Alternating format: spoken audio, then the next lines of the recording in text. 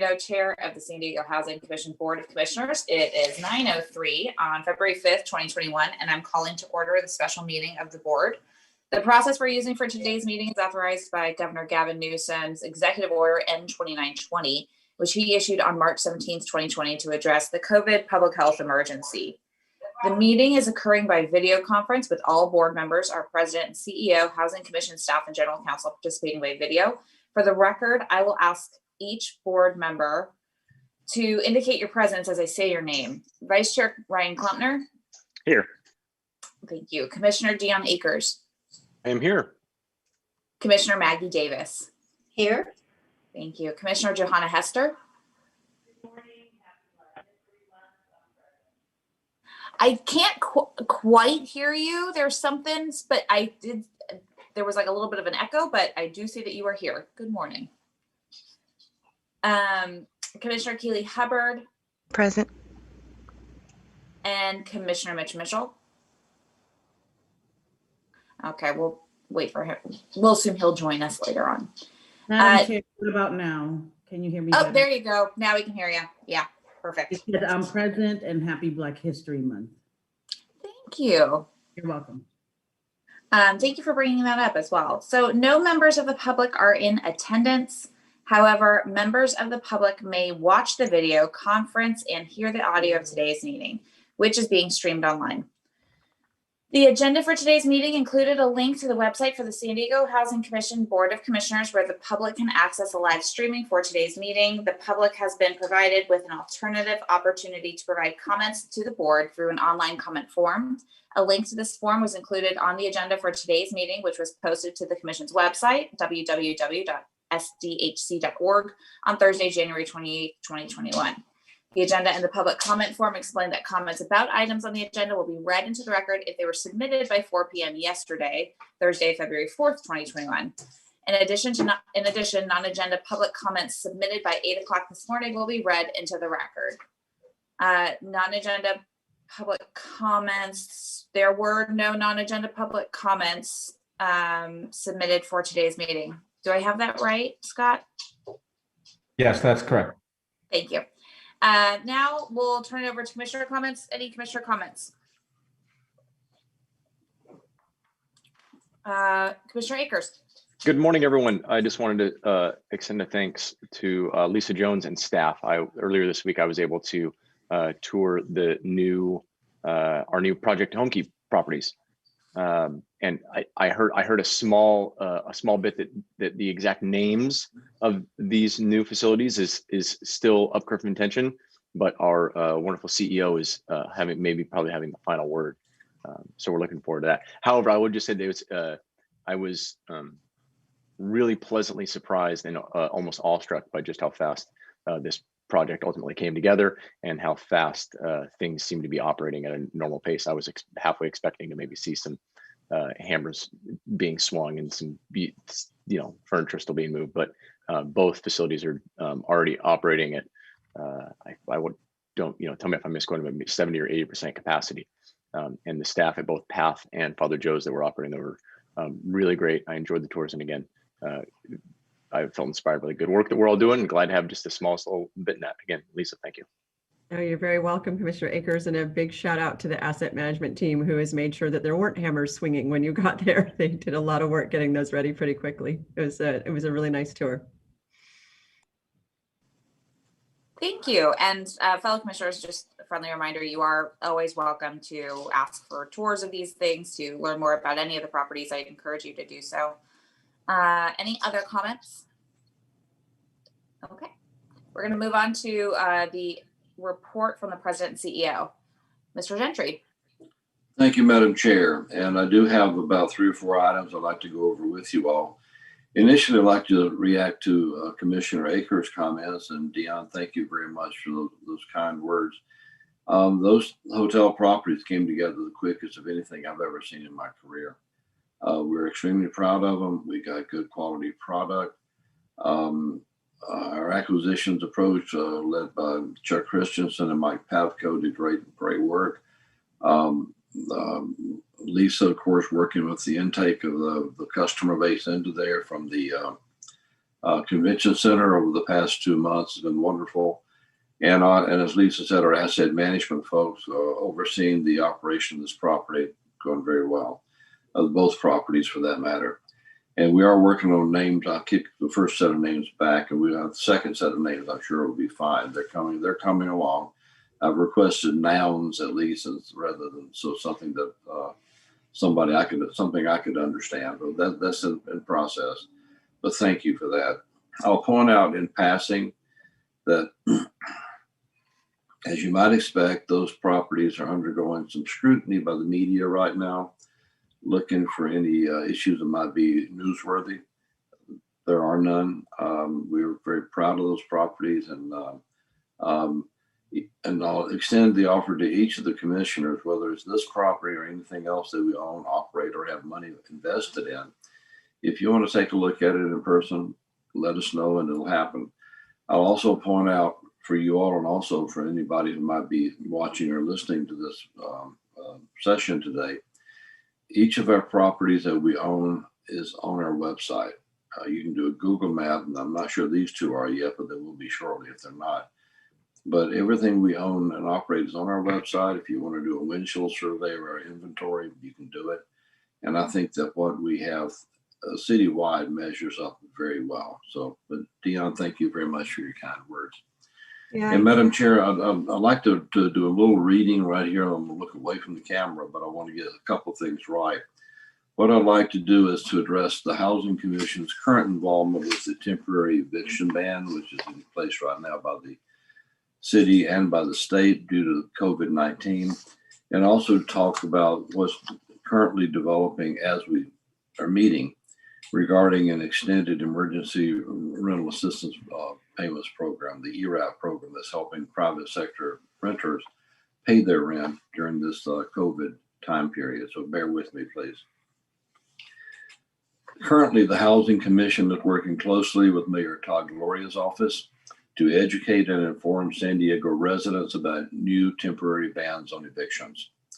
Renters throughout the state, including the city of San Diego, cannot be evicted for unpaid rent due to COVID-19 if they take certain required steps.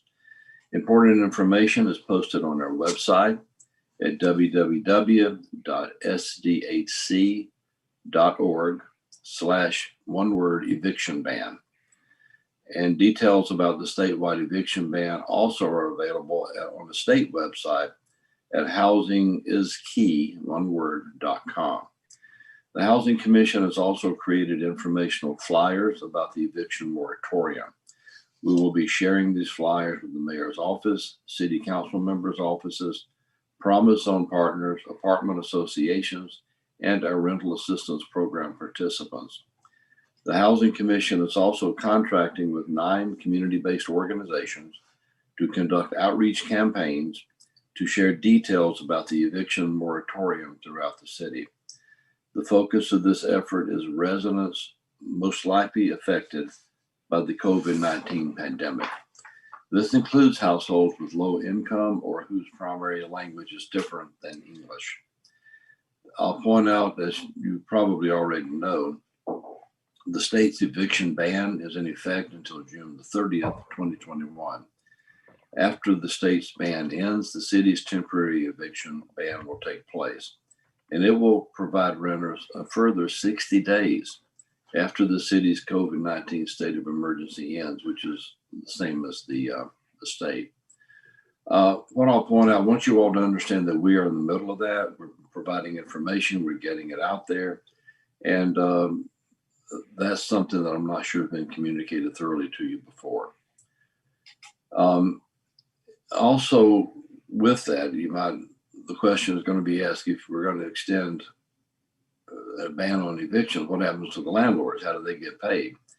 And we have some significant monies that are flowing to us currently, us being the city and the Housing Commission, to pay renters bills with the landlords for this loss of rental income to the landlords. And it's generally called the ERAP, or Extended or Emergency Rental Assistance Payments Program. You probably saw in the press last week, the city received some $42 million plus in rental assistance money directly from the federal government that came out of the COVID Act that passed the Congress and was signed into law by the former president right around Christmas time. It's a little over 42 million. Mayor Gloria just earlier this morning announced a further $45 million in state monies, which is also COVID Relief Act money that's going to the state and then funneled to us. That's 45 in addition to the 42. I'll also point out that the county, San Diego County, has received 2 allocations that are roughly the same numbers, just a little bit higher.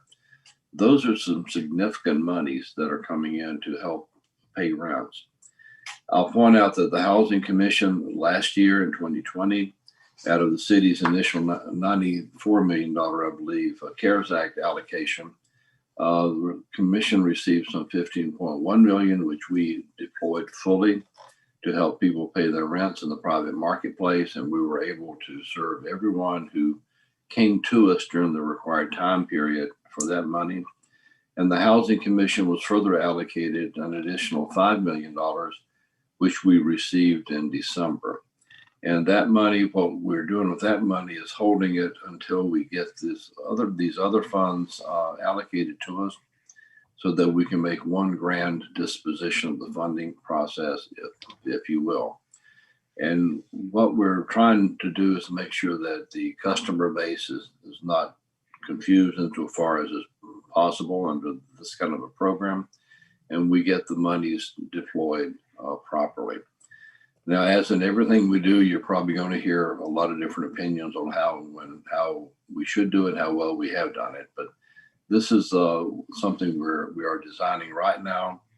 We are in communications with the city every day, and we also have had contact through the city with the county, hoping to make sure that we've got one collateral system in the city and county that will help our customer base as much as we can.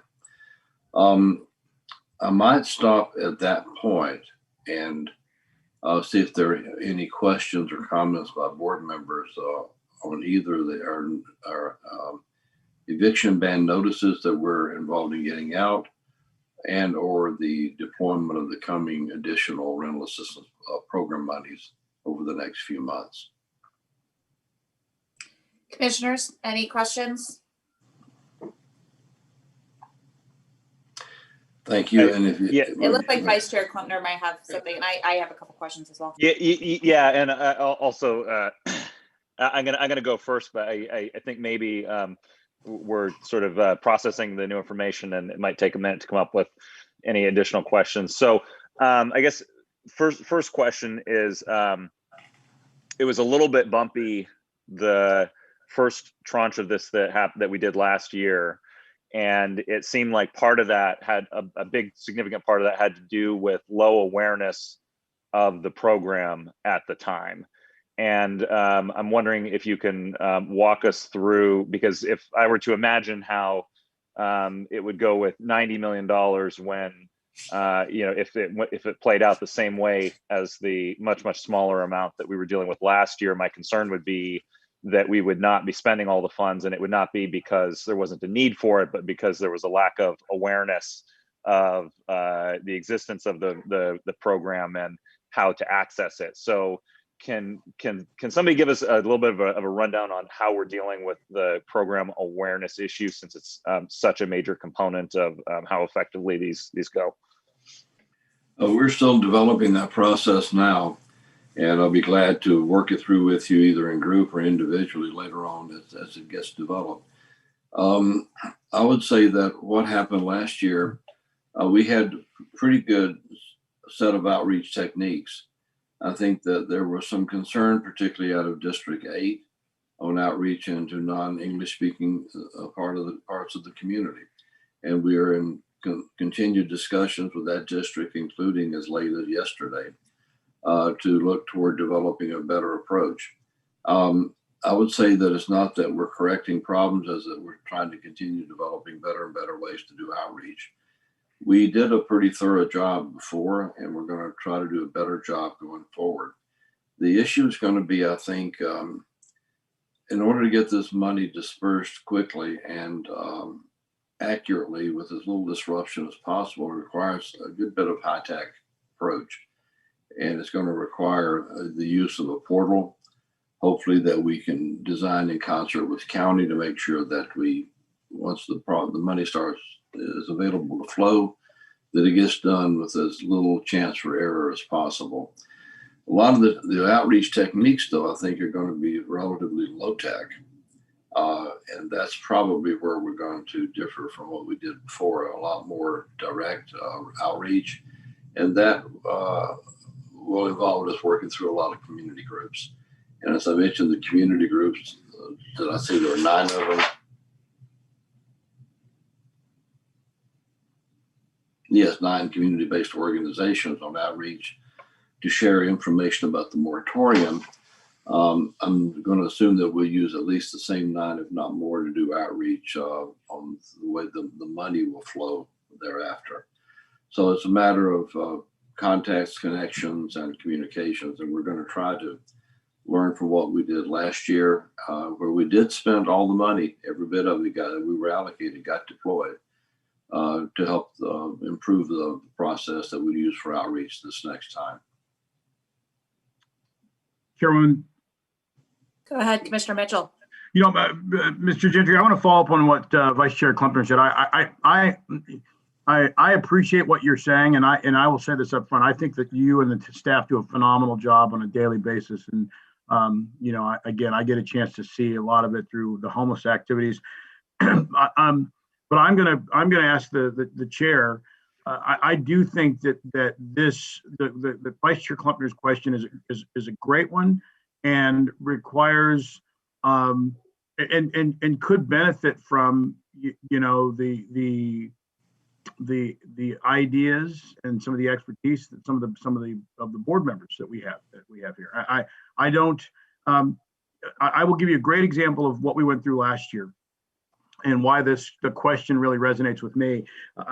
When the pandemic started, you know, we obviously fund the neighbor to neighbor bucket at United Way to help people with utility bills, and the need was far greater than the amount of money that was available.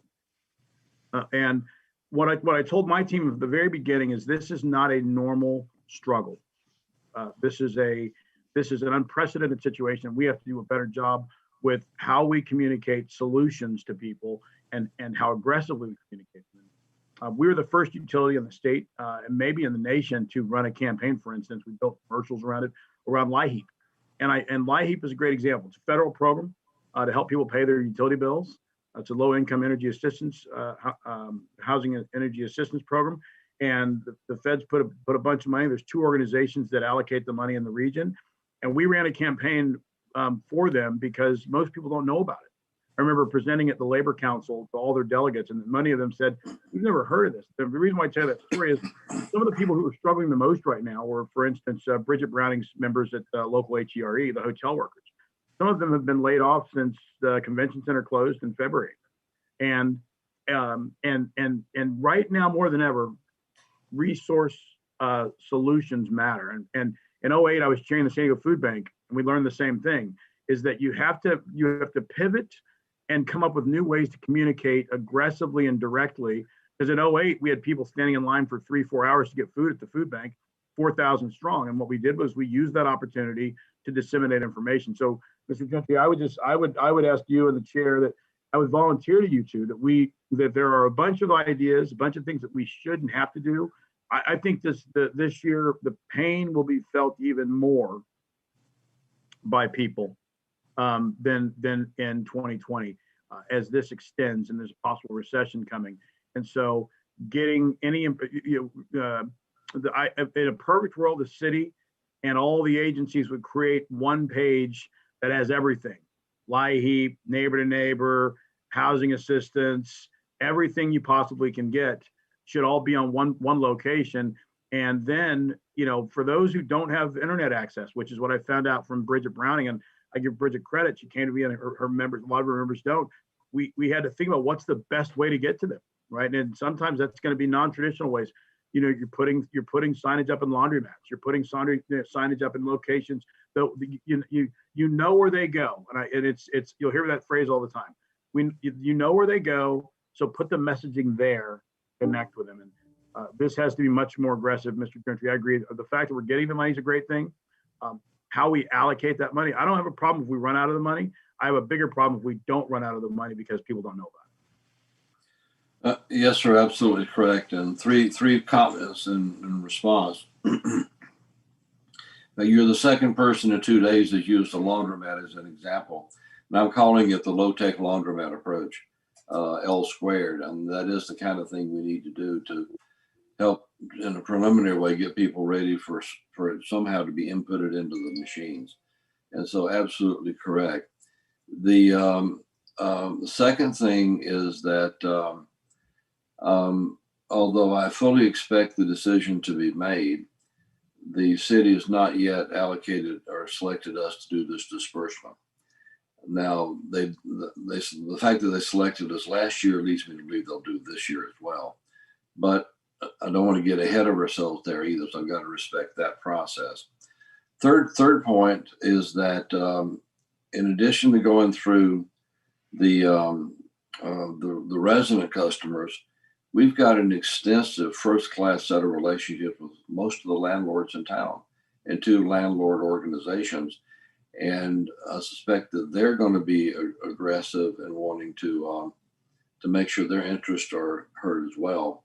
And that's going to be another approach and kind of more of a wholesale rather than retail way to get to identifying where there are problems out there. I'll point out also, Madam Chair, that I've started setting up individual meetings with each of you all on the board. I don't think they're all AGs that got that in process. I think there are 2 couple already set up. The others were going to. So both staff and I will have an individual conversation with each and every one of you and value the advice each and every one of you give us. And assuming we're selected, whenever this money flows, which I expect will be a month or so from now, then we're going to be in a position to do outreach and learn from last year as well. Rick, Mr. Gentry, I just say this, that I have a rule in life, and I tell my team this all the time. There are 3 things that are a must and a necessity every day, and it's housing, food, and utilities, right? These are not luxuries, they're necessities. And so I hope that you are selected to be the vehicle for the information, because everything flows through housing. You know, having a roof over your head, whether you're rent or it's a mortgage, doesn't matter. And using the food bank as a source of delivering information. I think both food banks, both Jim at the San Diego Food Bank and Dan at the Feeding America would agree they can help you disseminate information. And then obviously Nancy Sasaki at United Way and Neighbor to Neighbor can help you. So this is a partnership opportunity that can be really successful, and hopefully whoever you're talking to about who's going to be used to be the vehicle understands that we're going to be better at being a partner because it all starts with where people stay, where they live, and it's a great opportunity. So, yes, sir. Thank you, Commissioner Mitchell. Any other questions? Commissioner Akers? Thank you, Chair. And thank you for the update, Mr. Gentry. And I was taking a couple quick notes. So are we, let's assume all things go well and we are, the Housing Commission is going to be dispersing the funds again. It sounds like is upwards of 50 million specific just for ERAP assistance. It's upward of 80 million.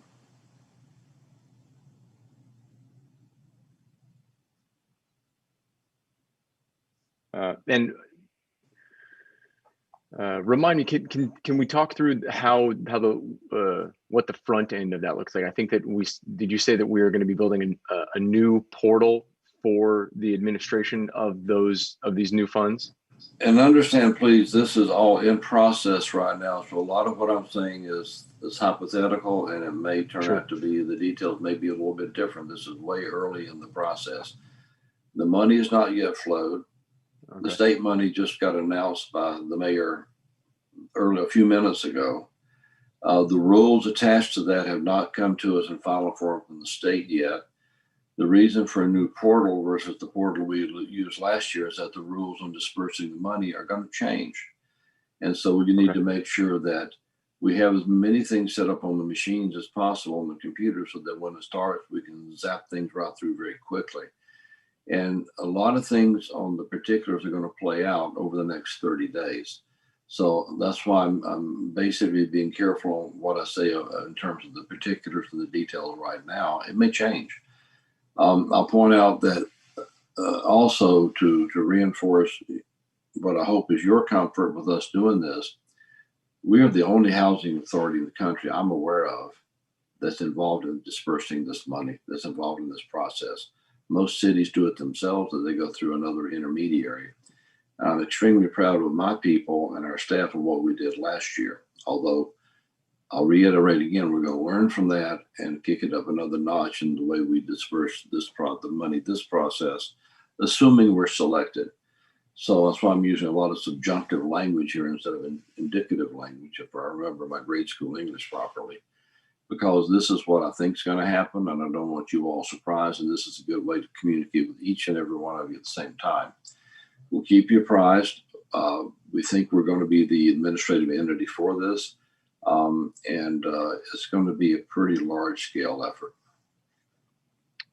Thank you for that. In that context, I'm good, bad, or indifferent. I think that this particular program at this particular moment is going to have a lot of scrutiny and outward-facing attention, maybe more so than a lot of the other things that the commission does.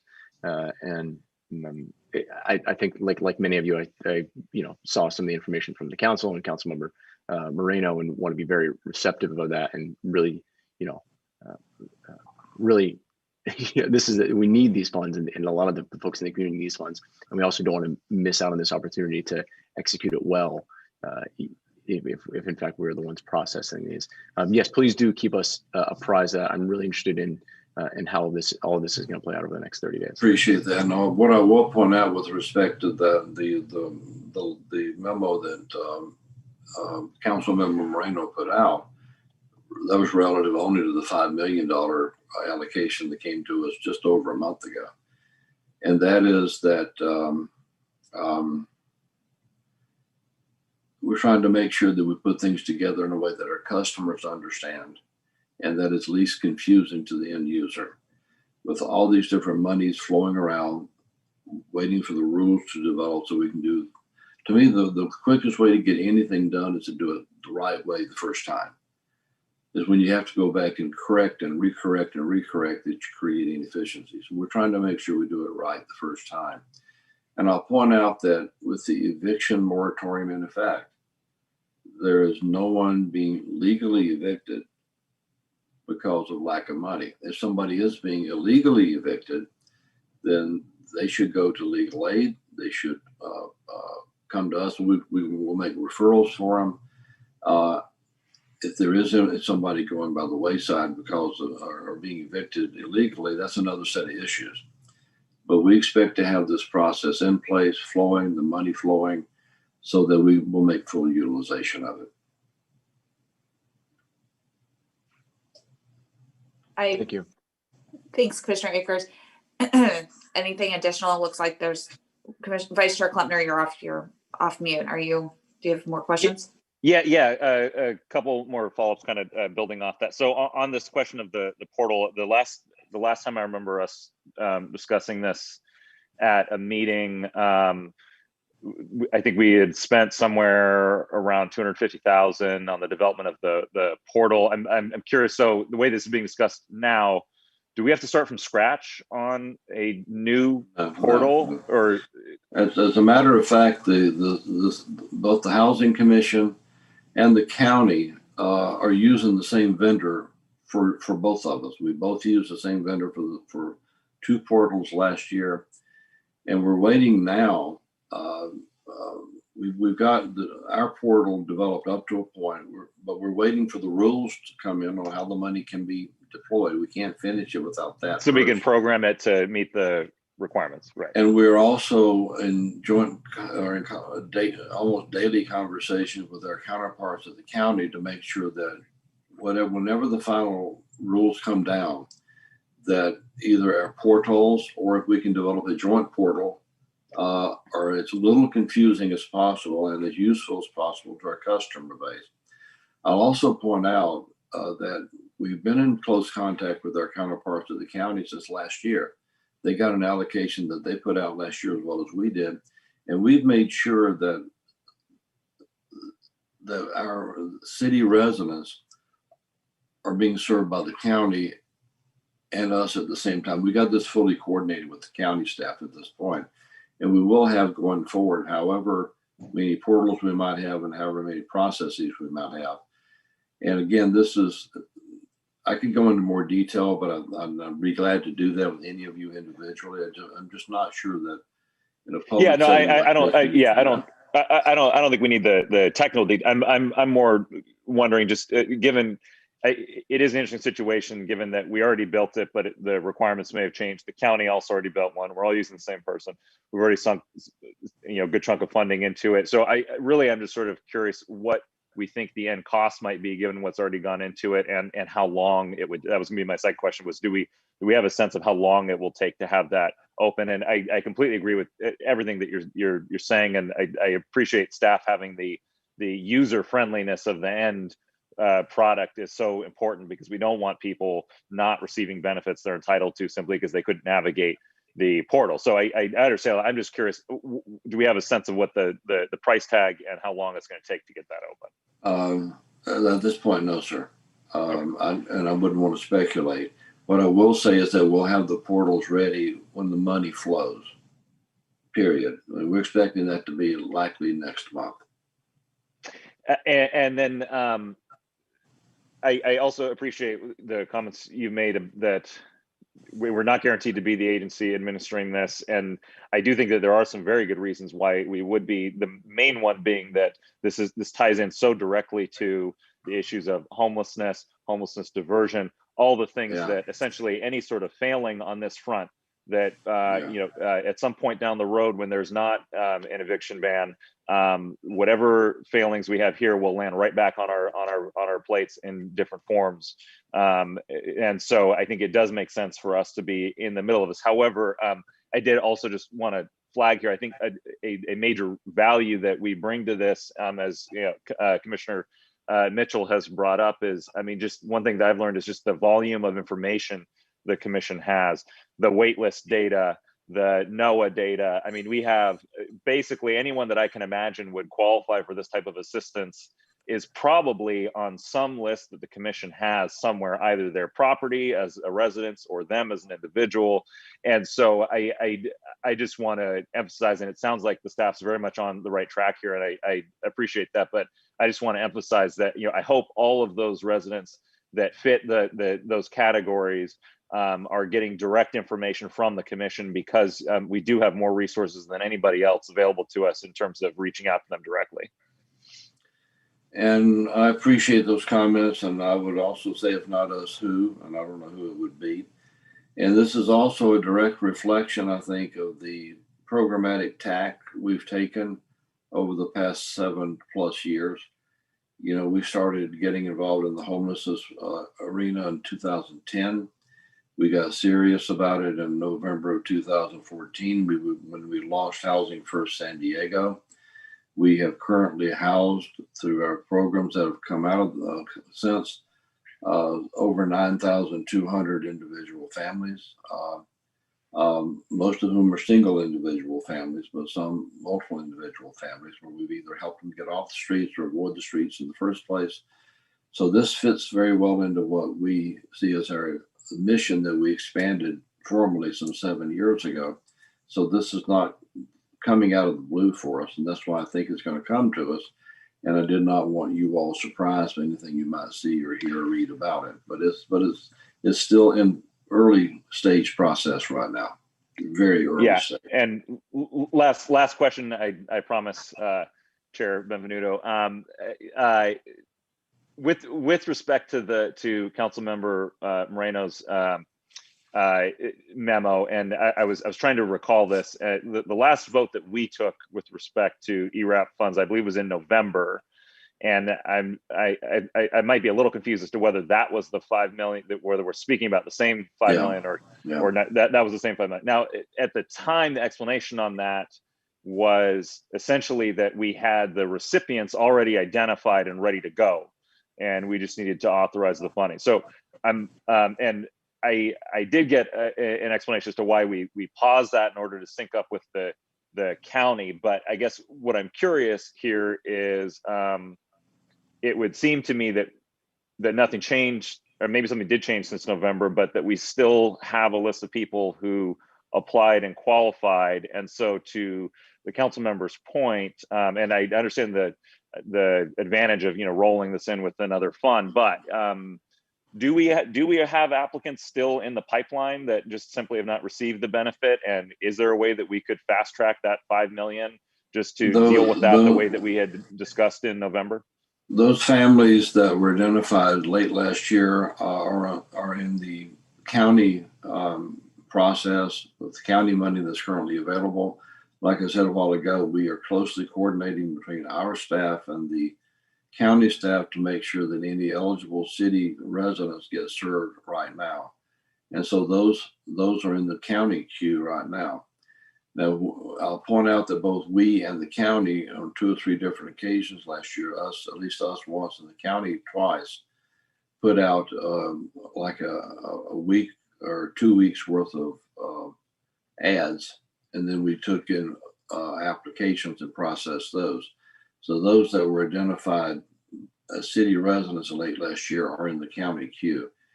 Whenever we come up with this new process, it'll be opened back up again.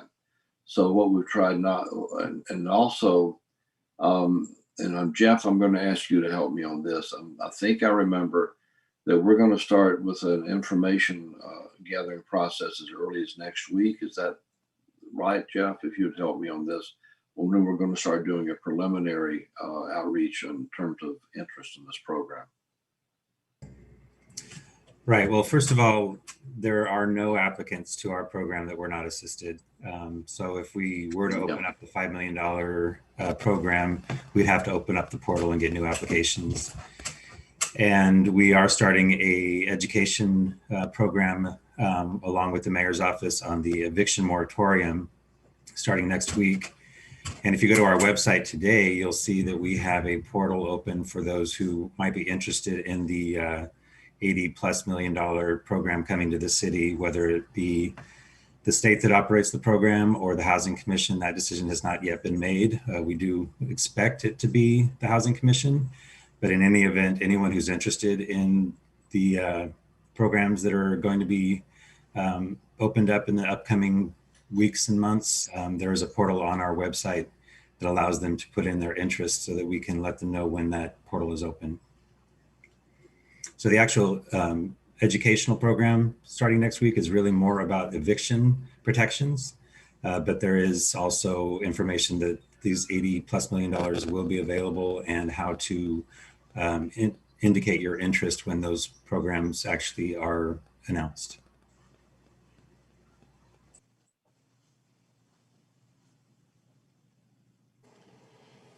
Thank you. Do we have anything else from the commissioners? I appreciate. Madam Chair, it's Go ahead, Commissioner Hester. hi. I really appreciate the conversation listening here. I remember having conversations with Jeff when we were trying to see if we could be a service participant to providing the assistance to the portal. We, meaning my union, United Domestic Workers.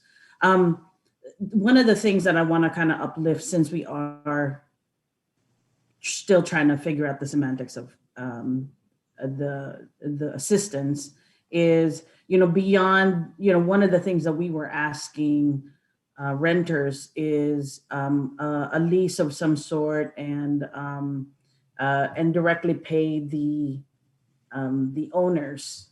However, in many instances, particularly in the lower wage groups, one of which, Commissioner Mitchell mentioned, don't have formal leases and that sort of thing. I mean, they are really like in this very non-traditional agreement with folks that they're living with. And that's even a worst case scenario for most when they lose their job. So I want to put that add that to your thinking frame as to how we're going to help that population as well in San Diego. And then let me know if I didn't make myself clear. No, ma'am, you made yourself very clear. And we had a handful of cases last year where we ran into some of those same circumstances. And I could ask Jeff to go into the details with you either now or later on, which might be better if you'd like. But we were able to serve everybody who came into us last year. The overwhelming majority was through the landlords, but we understood and dealt with those exceptions. Great, thanks. That's an excellent point, Commissioner Hester. And I imagine the volume of those folks is probably going to be greater by the end of COVID than it was at the start. So I can appreciate that there's probably some limitations and bumpers on how the funds are spent that are coming from the feds or the state. But to the extent that we can continue to think creatively, which the staff always does such a great job on, I think that will be very important. I'm going to have to noodle on this a little bit, but I do think that this warrants probably some continued discussion, monitoring. I think that to the extent that this is going to be, as Commissioner Akers said, really scrutinized. Commissioner Kleppner had some great questions, but I want the commissioners to continue to be helpful to the extent possible using our networks. And Commissioner Mitchell had some great points about the outreach component. Lots of moving parts. I can appreciate that, but definitely want to stay in tune on this, on both parts, because it is a two lanes of an issue here. We've got the communication on eviction relief, and then the financial supports, which will be very key once the eviction protections are no longer there, and thinking too strategically about how this all rolls out. The state of our folks' economic situations is so in flux and will continue to be in flux. We don't know the extent to which families will be hurting in September. I think the utility bill information that we've seen with the folks who are behind on their water right now within the city is indicative that we've got quite a wave coming, and using these funds in a way that is smart. I can appreciate, and I'm very glad for the work that the staff is doing. So thank you all. Let's continue to stay in touch on this. I thank you everybody for your patience. This was really important, and we're going to have to continue to talk about it, I believe. So with that, and Madam Chair, I have two other unrelated. Oh, of course, we still have more to your report. but before we go to that, I do appreciate the board's interest and really appreciate the board's support. This is not a traditional area most housing agencies are involved in, and we're developing a pretty big program to spend a lot of money pretty quickly. So I understand the concern, I understand the scrutiny, we welcome it. So as I've told you all from the get-go, anything that we're doing we cannot explain very well, then we probably should be doing it a different way. So I welcome the questions, and this will be back to you next month for sure. And be time to talk about it again then. And as I said a minute ago, I'm setting up times to talk with each of you individually as well over the next month or so. So it's this is a biggie, and it's unusual, and but we're excited by it, and we also feel a lot of comfort, no wrong word, which we're honored, which is a curious word, I guess, for me to use, that would have this burden put on us by the city. But again, we think if it's not us, we don't know who it would be, and we feel confident that we get it done properly. Other issues, I got two other, Madam Chair, if I could just briefly. And again, I'm going to do a little reading here since this one, they're both a little long. On January the 21st, I presented some testimony to a joint California committee hearing about homelessness. And I was invited to submit the testimony for a joint hearing of two California State Assembly committees about the state's role in addressing homelessness. So they are allowing dialogue and input back at them as well. The hearing involved the Committee on Housing and Community Development and the Budget Committee Subcommittee on State Administration. In my testimony, described the state's emergence as a partner in funding collaborative efforts to address homelessness. This includes the Project Home Key program, the hotels, the Homelessness Emergency Aid Program, or HEAP, HEAP, and the Homeless Housing Assistance and Prevention Program, or HAP. These funds have supported efforts to address homelessness in San Diego very well. For example, you'll recall that the Housing Commission received some $37.7 million in home key funds toward our $120 million purchase of 2 hotels late last year. These properties provide some 332 units of permanent affordable housing with supportive services for individuals experiencing homelessness. And right now, approximately 290 individuals have moved into these properties so far. We expect occupancy by the end of the month. A link to my testimony was included in my e-newsletter, which you would have received on January the 21st. This testimony is also available in the Media Center and on our website. Final item has to do with the groundbreaking, and that is the Ulrich Street Apartments. I was pleased to participate in a video that was released last month to commemorate the groundbreaking for Ulrich Street Apartments. This development will provide 95 affordable rental apartments when it is completed. 10 of these units will be studios for veterans experiencing homelessness. I provided a recorded remarks for the video. Additional speakers include the California State Senate President Pro Tem Tony Atkins, San Diego Mayor Todd Gloria, and County Board of Supervisors Chair Nathan Fletcher. The Housing Commission awarded a $7 million loan and 10 Veterans Affairs Supportive Housing, or VASH vouchers, to this development. We also authorized the issuance of more than $34 million in tax-exempt multifamily housing revenue bonds. And this is a property that Community Housing Works is developing. And Madam Chair, that concludes my report for today. I'd be glad to respond to any further questions that you all might have. Thank you. Any other commissioner questions, comments? All right. We're going to go ahead and move into minutes. The approval of the minutes from the special meeting of January 14th, 2021. There were no public comments submitted regarding these minutes. Do any of the commissioners want to make any changes, or is there a motion to support? Motion to support. Okay. I'll second. Thank you.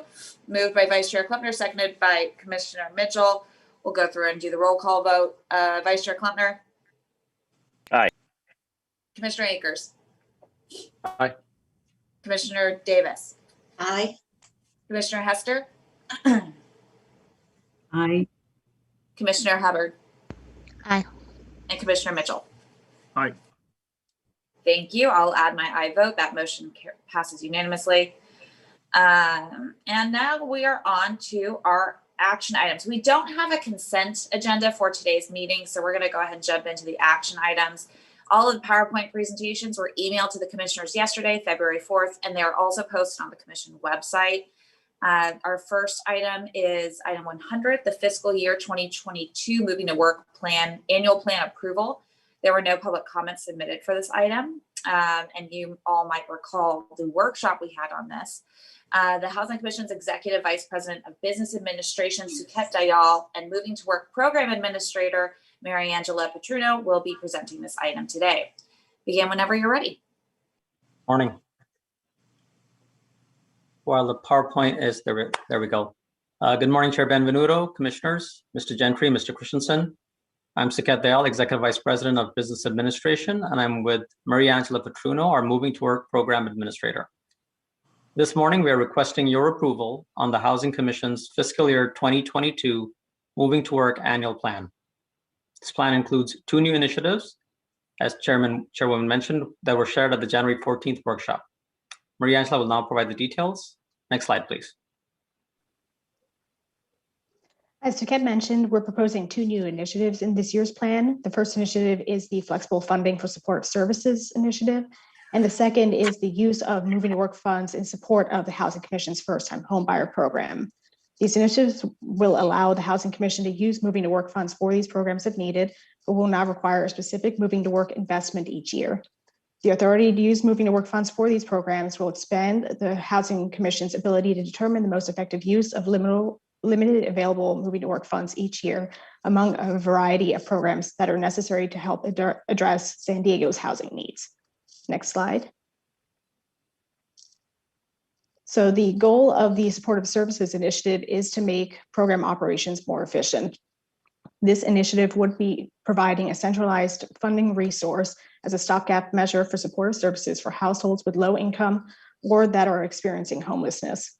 For example, we can provide centralized resources and points of contact for individuals and families receiving assistance from multiple programs. This would address a gap that the city's Community Action Plan on Homelessness identified. With this initiative, the Housing Commission also could provide short-term funding to bridge the gap in supportive services that otherwise may occur during the process of acquiring a property until the long-term services funding commences. In addition, the opportunity would be available to utilize moving to work funds to help families obtain services such as internet access, which is increasingly necessary for educational or work opportunities. These are just a few examples of the opportunities that could become available for consideration when this initiative is implemented. Next slide. The second initiative would allow for the Housing Commission to direct moving to work funds to support the first-time homebuyer program if needed. The Housing Commission anticipates that Federal Home Investment Partnership Program, the State Cal Home Program, and the city's Inclusionary Housing Fund will continue to provide the essential funding each year that enables the first-time homebuyer program to help families achieve the dream of homeownership. In addition, mortgage credit certificates will remain an important resource for home buyers. However, if these funding sources are insufficient in a given year to meet the demand for the first-time homebuyer program, this proposed moving to work initiative would allow the Housing Commission to invest funds to support the program. Next slide, please. And this concludes our presentation, and we are available for any questions or comments that you might have. Okay, commissioners, any questions or comments? Do we have a motion? Move to pass. So moved. Okay, I'm gonna take the motion by Commissioner Davis and a second by Commissioner Akers. We'll go ahead and roll call vote. Vice Chair Klempner. Aye. Commissioner Akers. Aye. Commissioner Davis. Aye. Commissioner Hester. Aye. Commissioner Hubbard. Aye. And Commissioner Mitchell. Aye. I'll add my I vote in favor. Thank you. This is a great demonstration of how staff can be creative and make sure that we are leveraging the most resources as possible for our clients. Thank you very much. Thank you. Motion passes unanimously. And next up is item 101. This is going to kick off a series of final bond authorizations. So many of these presentations have been made to the commissioners before, so hopefully this jogs your memory a little bit. But our first is the final bond authorization for Grant Heights 2 development. There were no public comments submitted, but the Housing Commission's Vice President of Multifamily Housing Finance, Colin Miller, will be presenting this item. Colin, are you in front of a garage? No, Is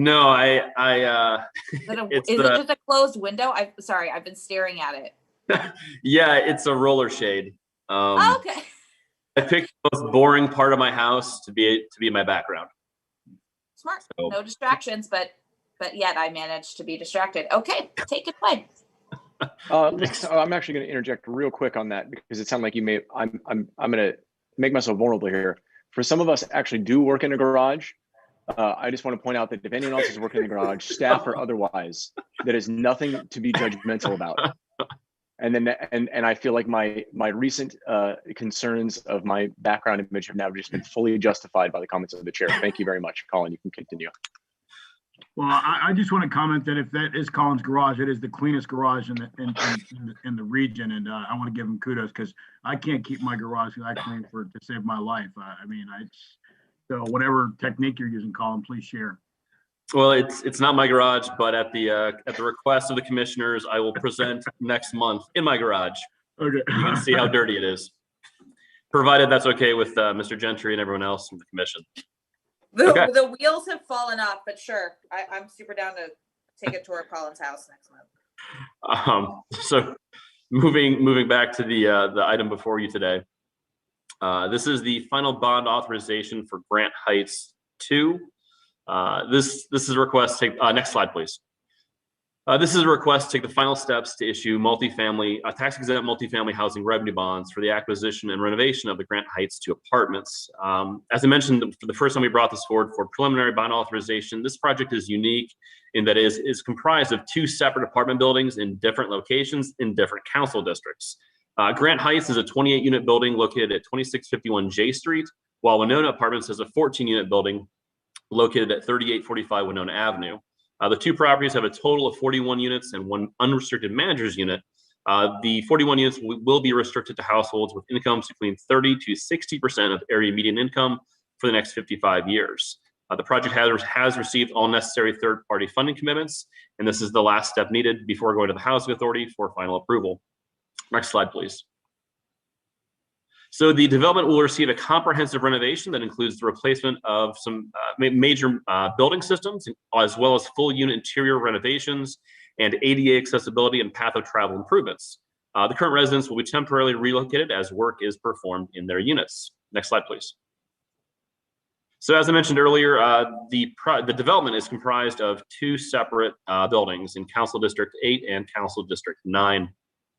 The Grant Heights apartments are located just south of the 94 and east of the 5 freeway in the Sherman Heights neighborhood of Council District 8, and it has an Albertsons and Walmart Market, both located a short drive from the property. Next slide, please. Now, the Winona Apartments are located at 3845 Winona Avenue, just south of University Avenue in Council District 9, and are near the Colina Park Golf Course, Whiteman Street Park, as well as several local grocery stores and the Ibarra Family Health Center. Next slide, please. The following slides contains photos of the exterior and interiors of the 2 properties. So this is an exterior shot of Grant Heights. Next slide, please. This is the street view of the Winona Apartments. Next slide. These are some typical interior photos of Winona, including the kitchens, bathrooms, and the laundry facilities on site for residents. Next slide, please. And finally, the Grant Heights interior, again, a kitchen, bedroom, kitchenette area, dining area, and the community room of that property. Next slide, please. The total development cost of the project will be approximately $18 million, which equates to around $427,000 per unit. Permanent sources of funding include a conventional loan, taxable note, a previously approved Housing Commission carry-forward loan, tax credit equity, a seller note from the Urban League, which is one of the partners of the project, and property reserves. Next slide, please. The property will be comprised of 19 1-bedroom, 21 2-bedroom, and 1 3-bedroom unit. These units are at 45 and 50% of area median income, as well as 1 unrestricted manager's unit. I apologize. I said 30 to 60 earlier. I apologize. It's 45 to 50. It's my mistake. Rents will range from $974 to $1,501 per month for the 1 through 3-bedroom units. Eligible households and individuals will have incomes ranging from $41,580 to $57,750 based on the 2020 rent and income chart. Next slide, please. Should you approve these actions today, this item would be heard at the Housing Authority on February 23rd for final bond authorization. The developer would then close financing in March, begin construction in March of this year, with anticipated construction completion occurring in December of 2021. Next slide, please. So to summarize the developer's request, you are considering approvals to take the final steps to issue up to $8.815 million in tax-exempt multifamily housing revenue bonds and up to $150,000 in taxable bonds. Approval of the bond issuance and TEFRA resolutions did not commit the Housing Authority to issue bonds. The bonds would not constitute a debt to the city, and if bonds are ultimately issued for the project will not financially obligate the city, the Housing Authority, or the Housing Commission, because repayment of the bonds will be limited to specific private revenue sources of the project. Next slide, please. Staff is requesting that the Housing Commission recommend that the Housing Authority issue a bond inducement resolution for up to $8,815,000 in multifamily housing revenue bonds and up to $150,000 in taxable bonds. Next slide, please. Further, that the Housing Commission recommend that the City Council hold a tax equity and fiscal responsibility public hearing and adopt a resolution approving the issuance of up to $8,815,000 in multifamily housing revenue bonds for the development of the project. Next slide, please. This does conclude my presentation. I'm available to answer any questions you may have about the development. Okay, thank you, Colin. Any commissioner questions? Question. Go for it. Thank you very much, Mr. Miller, from your garage or otherwise. This may be the first, and I generally support this. I did a quick read through on it. Thank you for the presentation. Logistically, this is the first project that I think that I've seen or more of where it is 2 physical locations in 2 different council districts. Yeah. I'm more than anything, I'm just kind of intrigued and interested by how that process. That's just different. And if that's a learning lesson that maybe it would be better for longer conversation offline, I'm happy about that. Interesting to me why or how that came forth from different sites and different districts. Yeah, I appreciate the question, and that's a great observation. I can give you a very high level answer, and then we can talk about more offline if you'd like. So what the developer, there are 2 developers here. And what they've done is they each own 1 property, and the properties are just under 5 miles apart. Individually, the properties are not large enough to re-syndicate and qualify for tax credits. You usually need to have about 40 units for the economies of scale to work, and an investor, and for the amount to be large enough for an investor to want to invest in. So the California Tax Credit Allocation Committee allows you to do what's called a scattered site project. So as long as the projects are all within about a 5-mile radius, in this case they are, you can have, I mean, if the developer had 3 or 4 properties, as long as they're within that circle of 5-mile radius, they can all count towards the same project. And so what the Urban League and San Diego Community Housing Corporation have done is taken 2 small projects who individually would not be able to qualify for tax credits, partnered, put them together into one larger project, apply for tax credits, and then were awarded. So it's really neat, actually. If we have other developers who want to do something similar, I think it'd be a great idea as well. But it allows 2 small developments who would otherwise have trouble getting funding to get funded and rehab. Thank you. That's very helpful. Thank you. Good question, Commissioner Akers. I think everybody probably benefits from being reminded of some of the eccentricities of these projects that Colin gets to manage. Do we have any other questions? A motion?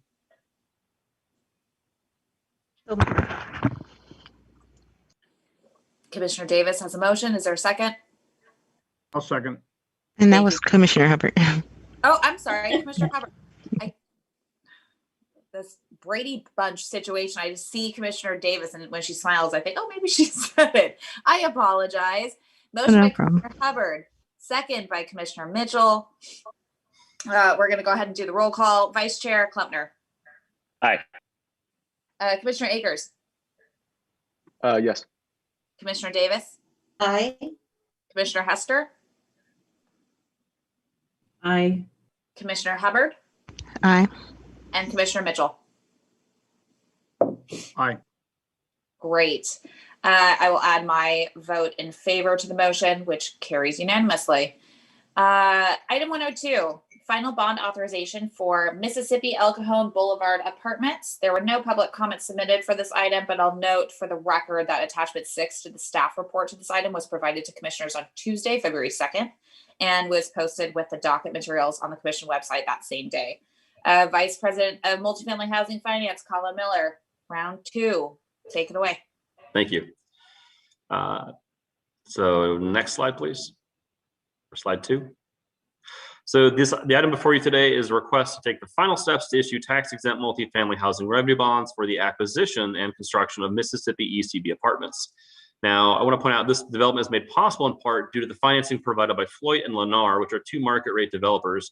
I mentioned this on at the preliminary bond authorization, but thought it was worth bringing up again.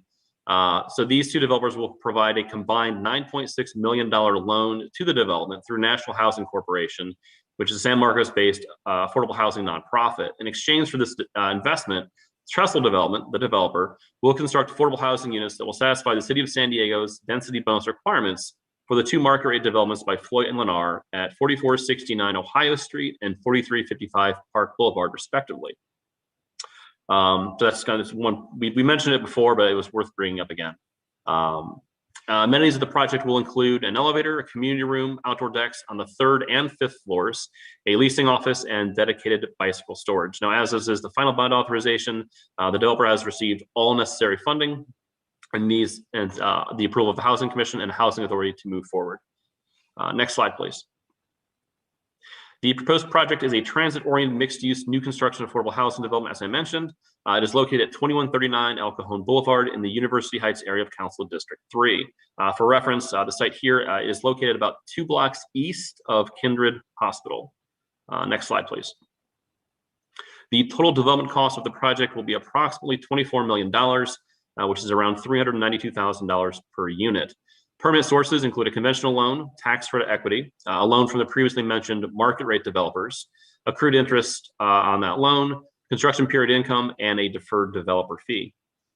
Next slide, please. The property will be comprised of 24 studio, 24 one-bedroom, and 12 two-bedroom units at 50 and 80% of area median income, as well as 1 unrestricted manager's unit. Rents will range from $1,011 to $1,618 per month for the studio through 2-bedroom units. Studio through, yes, just 1-bedroom unit, sorry. Excuse me. Eligible households and individuals will have incomes ranging from $37,450 to $68,500 based on the 2020 rent and income chart.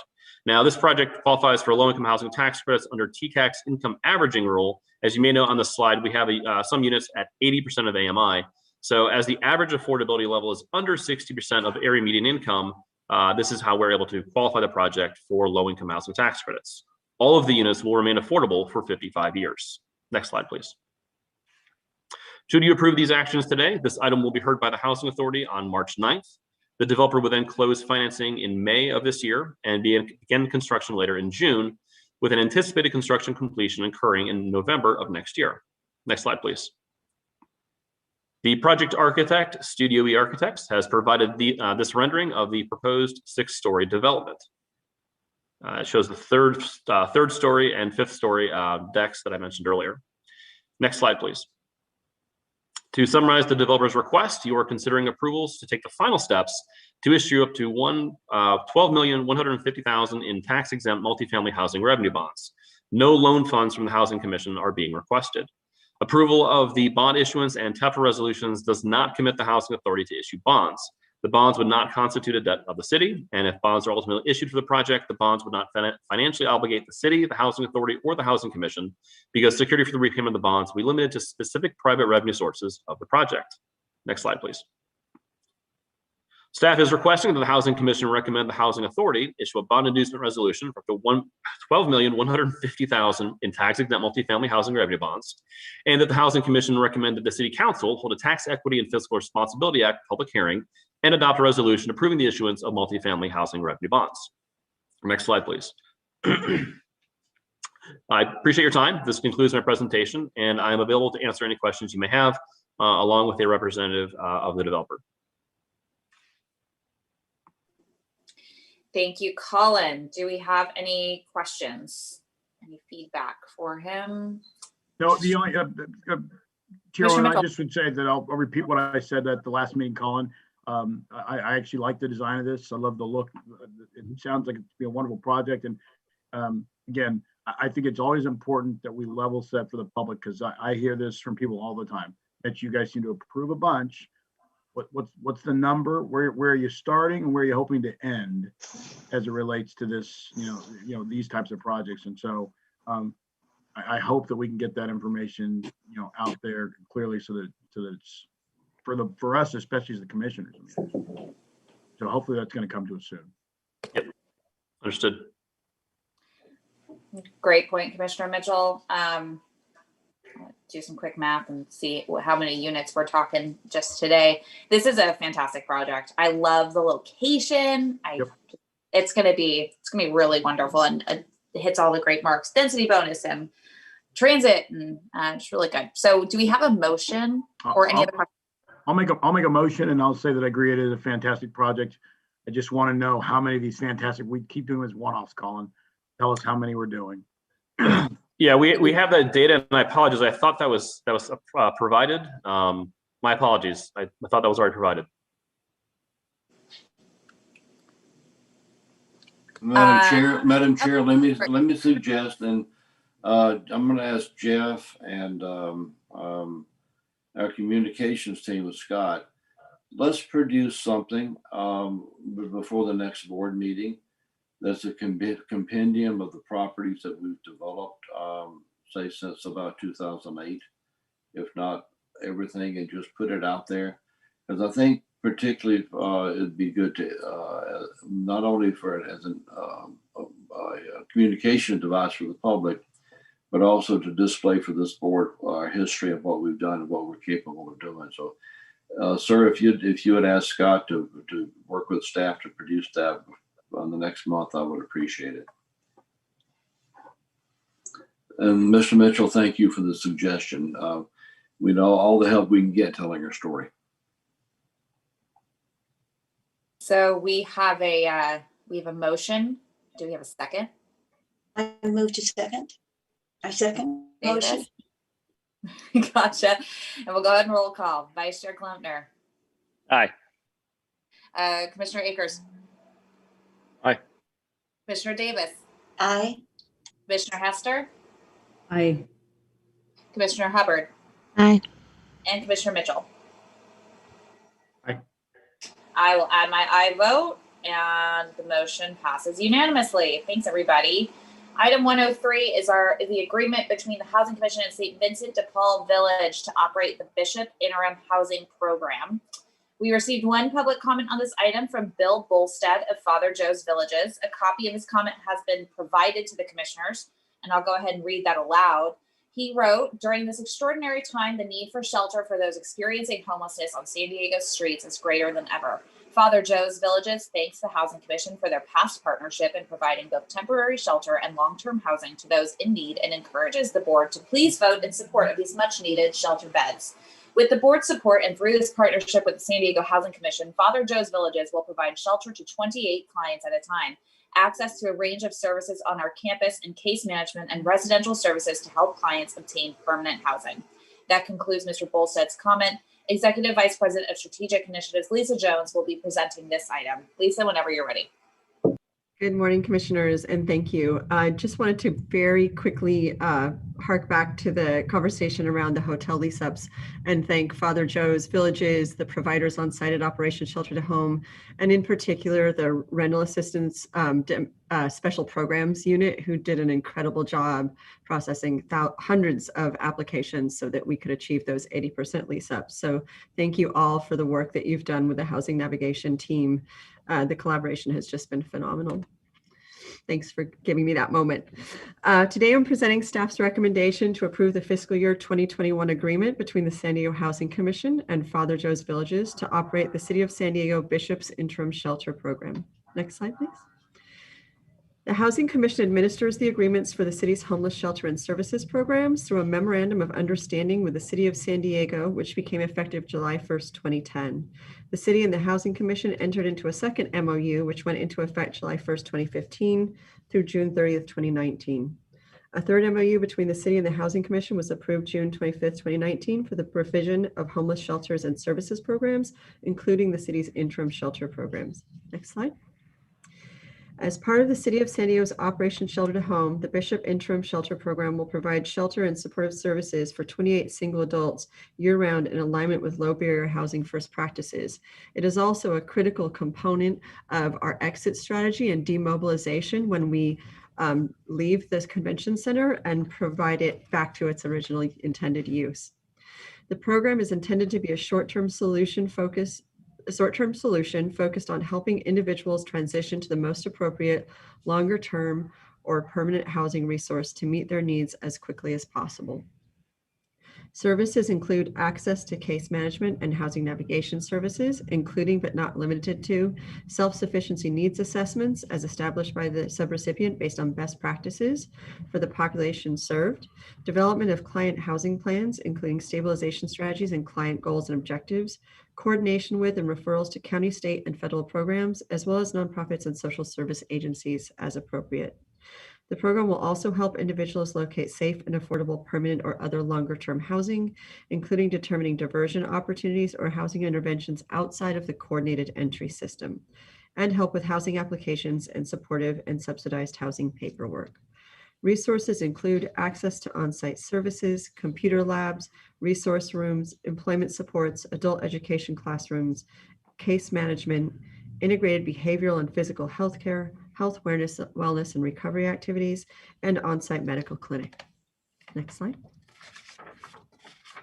As shown in the table on this slide, operating costs for the initial contract term from February 6th through June 30th, 2021 are $314,920.63. Funding for the Bishop Interim Shelter program will be provided through the allocation of Federal CARES Act Emergency Solutions Grant Round 1 grant funds, also known as ESG-CV funds, as appropriated in Council Resolution number R313256.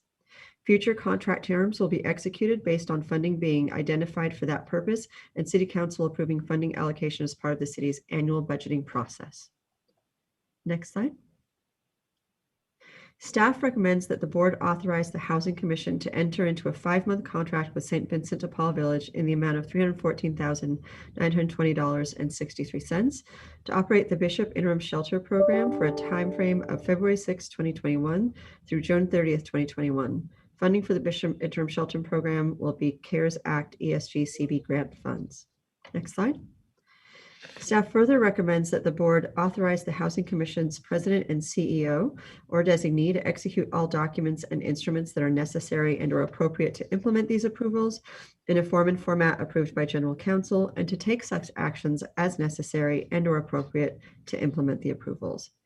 And authorize the Housing Commission's president and CEO or designee to substitute funding sources and or increase compensation by not more than 20% of the total agreement amount for the proposed agreement, if necessary, without further action by the Housing Commission Board or the Housing Authority, but only if and to the extent that funds are determined to be available for such purposes. Next slide. That concludes the presentation, and I'm available to answer any questions. Thank you, Lisa. Commissioners, any questions or comments? Do we have a motion?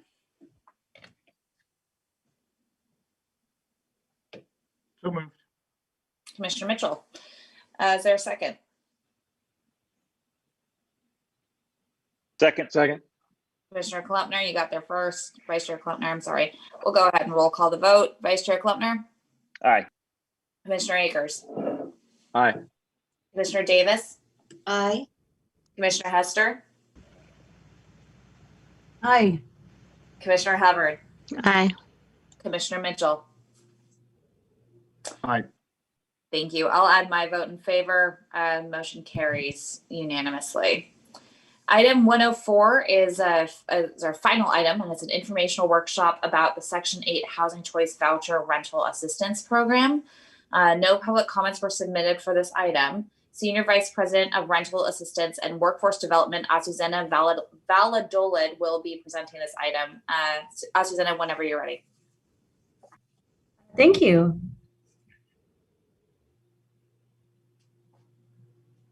Good morning, Chair, Commissioners, Mr. Gentry, and Council. I'm Azucena Valladolid, Senior Vice President of Rental Assistance and Workforce Development. With me today is Carrie Bell, Vice President of Rental Assistance.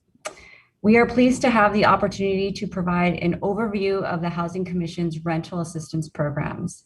The overview today will include information about the Section 8 Housing Choice Voucher Program, MTW and Permanent Supportive Housing Programs, rental assistance initiatives, and the recent COVID-19 measures that we instituted as precautionary actions to maintain stable housing for the low-income households we serve. Next slide, please. The Housing Commission's largest program is rental assistance, with an average utilization of over 16,000 rental assistance vouchers. In fiscal year 20, we dispersed close to $170 million to more than 5,800 participating landlords on behalf of our rental assistance families. However, many additional families also need help. Our rental assistance waiting list now has an approximate wait time of 10 years. The families assisted through the rental assistance program represent some of the most vulnerable. The average annual income of our assisted families is $19,267, and approximately 61% of our families are considered elderly and or disabled. Next slide, please. The Rental Assistance Division has a multitude of responsibilities when administering the Section 8 Housing Choice Voucher Program. I will share more about our ongoing Section 8 responsibilities and highlight some of the MTW initiatives we administer.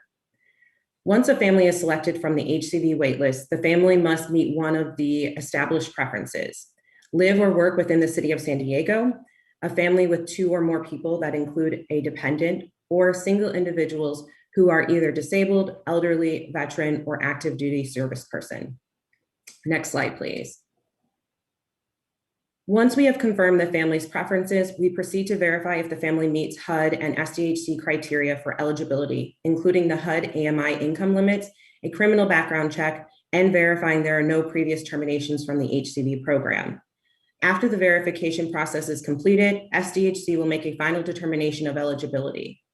If the family is determined to be eligible, a briefing will be scheduled for the issuance of the voucher and the family's orientation to the housing program.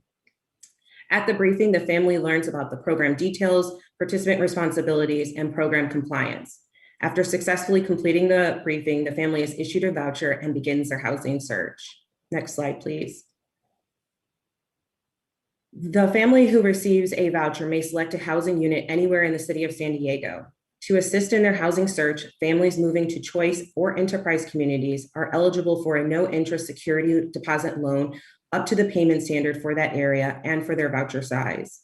The success of the Housing Choice Voucher Program is heavily dependent on the participation of landlords. Therefore, landlords retain the responsibility to screen and approve the Section 8 participants based on their own standard criteria. Before a family can move into the selected unit, SDHC must inspect the unit to ensure it meets HUD's mandatory housing quality standards and that it is safe, decent, and sanitary. Information about the unit is gathered during the inspection that allows SDHC to determine the reasonableness of the owner's requested rent. Next slide, please. SDHC has ongoing responsibilities to administer the Housing Choice Voucher Program. One of the responsibilities includes conducting a full recertification and verifying the participant's income, participant family's income and household composition to ensure they continue to meet program eligibility criteria. The recertification process is conducted every 2 years for all HCV families. Additionally, SDHC must inspect the unit on a biannual basis to ensure it continues to meet HUD's mandatory housing quality standards and SDHC's local administrative policies. The Rental Assistance Division has a program integrity unit dedicated to investigate all rental assistance program violations. Families certified to meet all program requirements at the intake briefing and at every recertification cycle. Families failing to meet program requirements may be subject to program warnings, repayment agreements, and the termination of rental assistance. Should a family disagree with the decision made by SDHC, they have the opportunity for an administrative review or impartial informal hearing. Next slide, please. One of SDHC's major MTW initiatives is Path to Success, a rent reform initiative restructuring the traditional Housing Choice Voucher rent calculation. It is designed to increase the economic independence of the Housing Choice Voucher participants for families identified as work-able. Work-able households, work-able house families are households with at least one adult who is under 55, not disabled, and not a full-time student between the ages of 18 and 23. Families determined to be work-able are subject to a minimum rent or a rent payment amount based on the family's annual income, whichever is greater. Adjusted annual income is separated into income ranges. The lower edge of the range is used to calculate the rent payment, which remains the same until the household exceeds that income range. This incentivizes households to increase earnings. Households are also incentivized to increase earnings through a biannual recertification cycle. This provides a household extended time to benefit from the increased earnings, build savings, or complete education. Next slide, please. Choice Communities is the Housing Choice Commission's MTW Upward Mobility Initiative. It was originally implemented in 2009 with the goal of incentivizing households to move into neighborhoods that offer greater opportunities for transportation, education, employment, and better school systems. In 2018, we expanded our Choice Communities initiative. We divided the city of San Diego zip codes into 3 communities, each with its own payment standards, which is the maximum amount the Housing Commission can assist with the rental subsidies. The 3 communities are Choice Communities, Enterprise Communities, and Signature Communities. Higher payment standards are set in the Choice and Enterprise communities where the rental costs would typically be higher. Next slide, please. Here you will see a map of how we categorize our jurisdiction into 3 communities. Through Choice Communities, we identified 23 zip codes within our jurisdiction that are considered higher opportunity. We incentivize upward mobility into these zip codes by offering higher payment standards, security deposit loans, and mobility counseling. Next slide, please. To incentivize families to move into areas of opportunity, we added financial and staff resources to our newly expanded Choice Communities initiative. We created a mobility counseling program to help with pre- and post-move counseling, housing search assistance, and virtual guidance about neighborhood features for families moving into Choice and Enterprise communities. Mobility counselors engage with new landlords to enlist new rental units into the Section 8 program and also act as liaisons for the landlord and participant during the move process. Additionally, we have no interest security deposit loans for families who move into those Choice and Enterprise communities. In calendar year 2020, the mobility counseling team enrolled over 741 families into the mobility counseling program, issued 329 security deposit loans, and enrolled 529 new landlords into the Housing Choice Voucher program. Next slide, please. In 2019, SDHC implemented a Landlord Partnership program that aims to increase the appeal of the landlord participation in the Section 8 Housing Choice Voucher program. Incentives designed to recruit new landlords and units include an assurance fund to cover vacancy loss and damages caused beyond normal wear and tear that exceed the security deposit, leasing incentives issued to landlords who rent to a Section 8 Housing Choice Voucher participant, a move flexibility incentives that may cover a HAP overlap of up to 5 days in instances where an existing participant is moving from one subsidized unit to another. And we continue the continuation of simplifying inspection policies and the development of the landlord services unit to provide support for participating landlords. SDHC also has a landlord advisory committee that is made up of local City of San Diego landlords, property owners, and representatives from both state and local housing and apartment associations. In 2019, SDHC expanded the mobility counseling program by increasing support services for landlords and families during the move process to ensure timely leasing of rental units.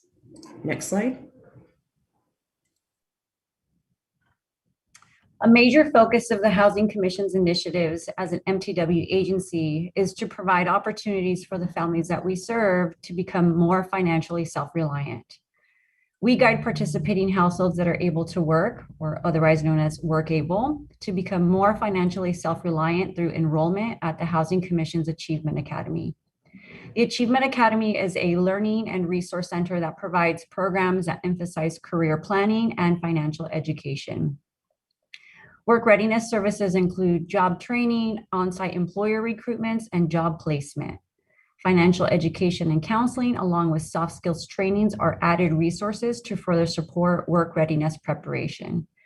Additionally, the Housing Commission's Moving to Work Family Self-Sufficiency Program offers financial incentives for meeting employment or education benchmarks to further support families as they work towards financial self-reliance. In fiscal year 20, we served over 2,000 individuals at the Achievement Academy. 288 were placed into jobs, and close to 300 participants increased their earnings. Next slide, please. The Section 8 Housing Choice Voucher Program is the major rental assistance program administered at the Housing Commission. However, we also administer many special programs including permanent supportive housing designed to address unique vulnerable populations, specifically those experiencing homelessness. A few examples of these programs include the Veteran Affairs Supportive Housing Program, otherwise referred to as VASH, which provides rental assistance for chronically homeless veterans with case management and clinical services provided by the Department of Veteran Affairs. The Family Unification Program is a voucher program that's designed to reunite families whose children are at risk of out-of-home placement due to inadequate housing. The rental assistance allows families who would otherwise be displaced or separated to receive stable housing as a family unit. Using a housing first model, the Housing Commission has used its MTW designation to create permanent supportive housing for people experiencing homelessness. Under the project-based voucher and sponsor-based subsidy programs, the Housing Commission provides housing subsidy for people experiencing homelessness, while a partnering agency provides case management and supportive services to stabilize the household. A project-based voucher is linked to a rental unit in a development, while a sponsor-based subsidy is a tenant-based subsidy. Next slide, please. The Monarch School project offers rental subsidy and supportive services to homeless families with children attending the Monarch School, which is one of the few schools throughout the entire nation that serves children who are experiencing homelessness. The SDSU Guardian Scholars Program is a partnership with SDSU to provide rental subsidy to students exiting the foster care system or are experiencing homelessness to help ensure that housing is retained during and between semesters. SDSU provides an array of resources in an effort to support the students' academic success. The Moving On program provides rental assistance to formerly homeless individuals who have successfully stabilized in permanent supportive housing, but still need rental assistance. Providing rental assistance frees up permanent supportive housing resources for people experiencing homelessness who have a greater need. Next slide, please. As the novel coronavirus global pandemic evolved rapidly, the Housing Commission developed and implemented many actions to maintain stable housing for the low-income households that we serve. These actions also help remove barriers for new applicants participating in the rental assistance programs. For example, we implemented an alternative inspection policy, allowing landlords and tenants to self-certify that the rental unit fulfills HQS requirements. Physical inspections continue when health or safety issues are reported. We implemented a COVID hardship policy for participants who experienced a reduction of income due to COVID. Eligible households received an increase in rental subsidy to offset their reduction of income and to ensure that they maintain stable housing. We implemented various exceptions to our policies to enable households to maintain or access rental assistance during the pandemic.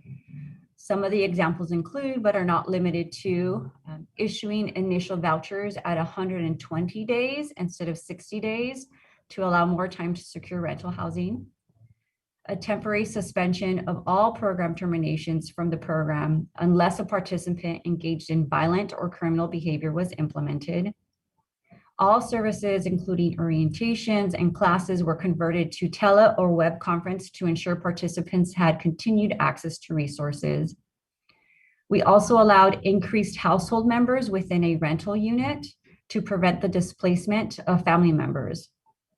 And lastly, we revised the documentation requirements for eligibility and recertification to counter the challenges our participants were experiencing with obtaining verifications. Next slide, please. The rental assistance program helps San Diegans like Sumaya provide for their families and achieve their professional goals. Sumaya previously received rental assistance from the Housing Commission and participated in our Achievement Academy. Today, she works as a pediatric nurse in San Diego and no longer needs rental assistance. We'll play a very short video of her story with you now.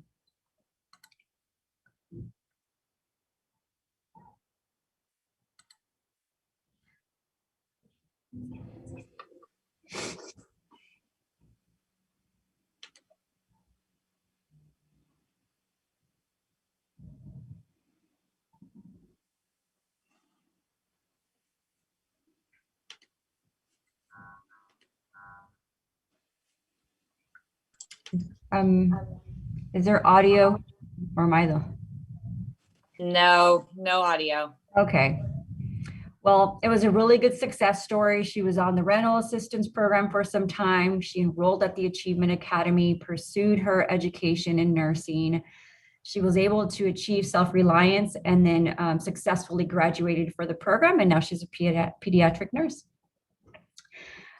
So this concludes our presentation. I'd like to just conclude by saying that the accomplishments in the rental assistance division are attributed to the hard work, the dedication and commitment to excellence that is displayed by our staff. It is thanks to them that we have a high performing program, and I want to thank them for their efforts. This concludes our presentation, and Carrie and I are happy to take any questions you may have. Thank you, Susanna. Do we have any questions or comments? Mr. Gentry? Let the board go ahead first. I'd like to make a couple of comments at the end, please. You bet. Was that? I just wanted to say, sorry, yeah, thank you, Chair. Sorry for stepping on you also, Mr. Gentry. I just want to say thank you for acknowledging and highlighting the Guardian Scholars Program that we have here at San Diego State University. I'm particularly proud to have a small involvement in that, and it's just a really an absolutely excellent program for students at the university. One of the things that I enjoy and am so proud about that is that, you know, you almost wouldn't know that it existed. And it's an incredible wraparound program that supports our most vulnerable students. If there is any way that we can continue to look at expanding that program, which has been a soft conversation in the past year or so with myself and staff, I'd be absolutely eager to continue that conversation and help expand at the university in any way that we can. Thank you all. Thank you, Commissioner Akers. I am always impressed with how the staff has been creative and has made the Section 8 program work. The engagement with landlords is extensive. We have adjusted our rules to make sure that landlords can engage. It's less of a burden for them, and that burden makes them more inclined to take these folks, and it is an incredible program, even with a 10-year wait list. So I can only hope that we can continue to chip away at that, but it's a reality of where we are, unfortunately. So thank you, Susanna. If there's no other commissioner comments, I'll go ahead and let Mr. Gentry finish. Thank you, Madam Chair. And as you all have heard me say any number of times, the Section 8 voucher program is the backbone of this organization. It's our largest program. It serves the largest number of people that we serve. And it is, I think, the best single program for housing low-income folks that I've seen in my career. It's also wonderfully adaptable program-wise. As Zaina pointed out, Zaina and her folks pointed out, we've had a lot of variations to the program to try to make sure we fit every niche in the community that we can with the resources we have available, including the program we have at, as Dion mentioned, at San Diego State. It's a first-class program, and we continue to use it heavily, all the way from home ownership. From homelessness to helping people get on their feet and get up and out, as you just saw in the photo of the woman we served there. I'll point out that Zaina, who's been with us since December of 2011, has done a wonderful job with that program, particularly since I made Jeff Davis, who used to run that program, move to the 5th floor in 2013. So what I would point out to you is it's good, it sounded solid, and one reason that you seldom hear about it is because the good stuff in this program goes unremarked. So it's nice to see them get some attention today. And Susanna, thank you. Thank you. Any other final questions or comments? This is an information item, so there's no action required. Thank you, staff, for bringing that to us. It is important that we stay informed and we remember that so much is going on. I think today's meeting is pretty good at exemplifying the stretch of items that come before this commission, navigating new federal programs, creating new opportunities to support folks through COVID, homelessness, bond authorizations, and the development of, I did the math, 100 units today. We had 100 units before us, so that's fantastic news. But on that note, we'll go ahead and conclude today's special meeting. We are adjourned at 10:42. Thank you, everybody. Thank you all. Thank you.